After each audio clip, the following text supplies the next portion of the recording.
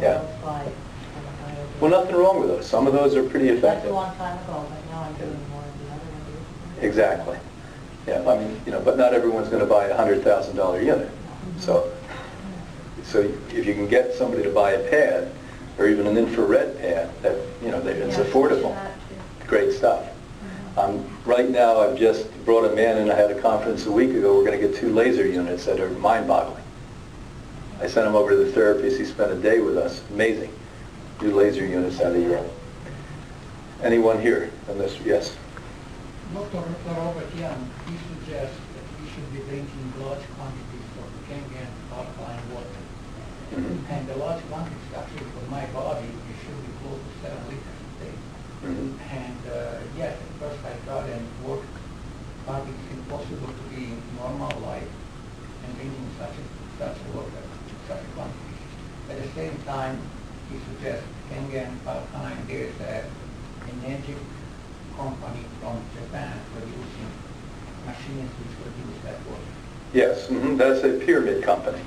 And those units cost about $4,000, and you can get comparable units for about $1,500. So number one, if you are interested in a alkalizing unit, you have to buy a real filter first. One that cleans out the pharmaceutical drugs and one that cleans out the ethyl. And once you do that, if you want to spend an extra $1,500, don't be silly enough to pay an extra $4,000. But $1,500, great stuff, but it's not a filter. Number two, the truth of the matter is if you're not an athlete or living in Arizona or Israel in the middle of August or something, you need about ½ an ounce for every pound. So what do you weigh, about 185, 190 pounds?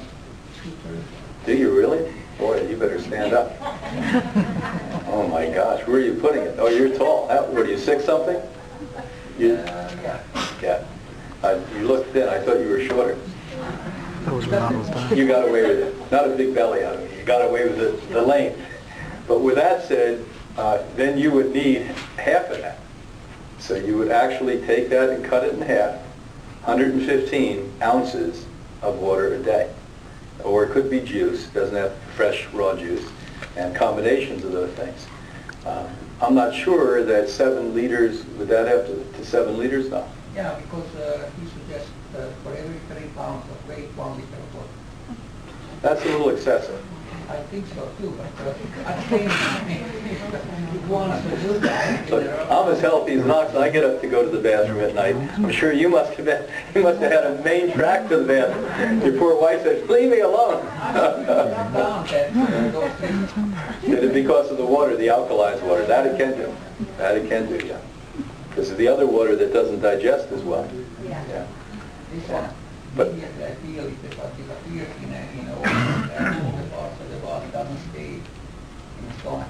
that's right. Dehydration is a big problem, but boy, that's a lot. Okay, anyone in this row? Yes.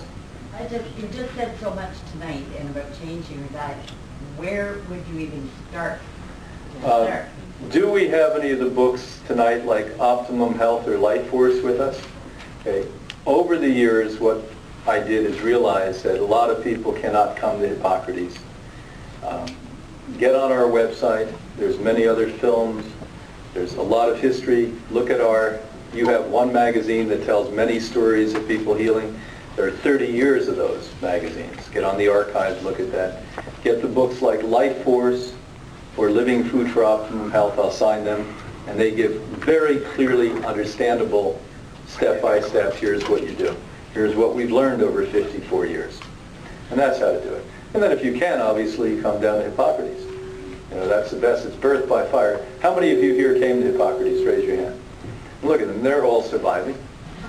They're not as happy as they used to be, but yes. Oh, go ahead.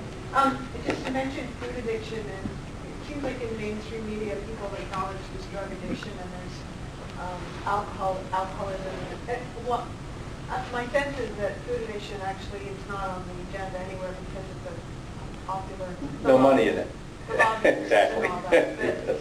Do you think that it's going to change? I mean, Oh, yeah, I think, if you'd asked me 30 years ago, and I'm an optimistic guy, if we see what happened to the cigarette industry happening, the next one's going to be the alcohol industry. We're all going to come to our senses and say, hey, look, Alcohol's a drug. Why they don't call it a drug is because they make copious tax dollars on it. It's destroyed more families, more households, more marriages, more lives than every other drug put together and multiplied by thousands and thousands and thousands. That will be the next attack. Obesity they're just starting here. And I was really obese, way ahead of time. And if they had said to me, I'm going to have to buy 2 seats on an airplane, as much as that's not a nice thing for a heavy person to hear, it's a good start. It's a good start, because what it says to you, hey, get your act together. Be responsible. And it's going to put it right back to where we are. And say, look, you've got to look at yourself. If I wasn't walking upstairs, because I sat in and played a little jazz tonight. When I was a kid, I played music to work my way through university.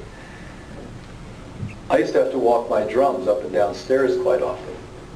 And I couldn't breathe. I was 20 years old, 19, 20 years old, and I would be panting after 3 steps, and my heart would be pounding, and I got it. And I said, my God, I'm going to die. When you're 19-year-old kid shouldn't be worrying about death, and I was worrying about I may die. That's how I stopped. So we need a jolt. Somebody has to say you're going to pay double for the seat, or you're going to pant, or you're going to have a heart attack.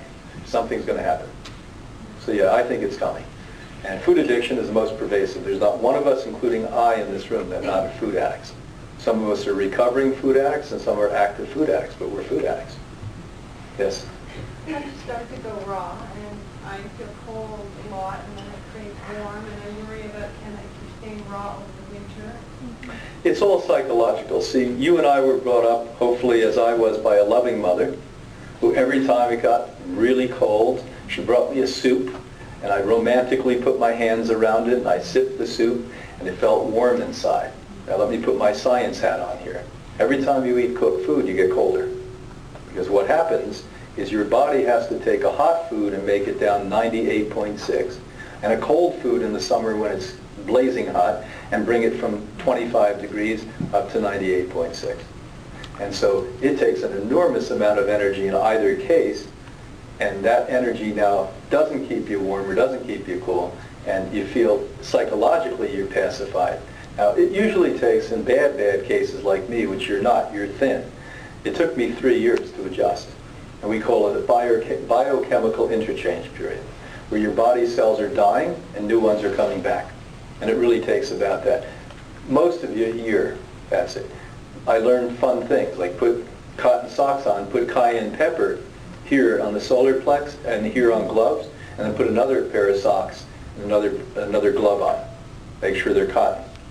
And then it brings heat to that area.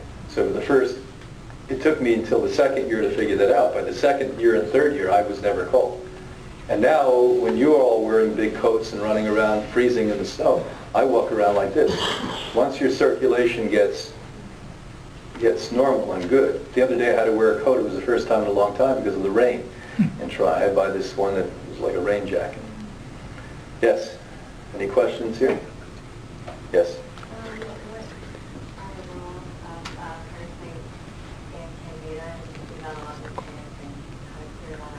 Yeah, parasites are much more common than we Anglo-Saxons would like to believe.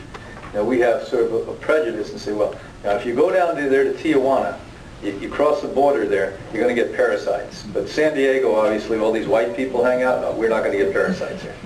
Baloney. I had an office in New York City 20 years ago. I didn't find anyone without a parasite. You have large congregations of people. It's in the air. It's on door handles. When you kiss somebody, it could be on a toilet seat where you're sitting. And give an example. They found over the years, I've been reading it ever since I got into this work, that children below 16, 8 out of 10 of them generally have pinworm. That's just one of God knows how many hundreds or thousands. Now there's some radicals out there like Hilda Clark who tell you that every disease known to man is a parasite. I think that we need extremists like that. That's not true. To wake us up and realize parasites are important. What I will say is when you have a parasite, your immune system has to be working to get rid of that.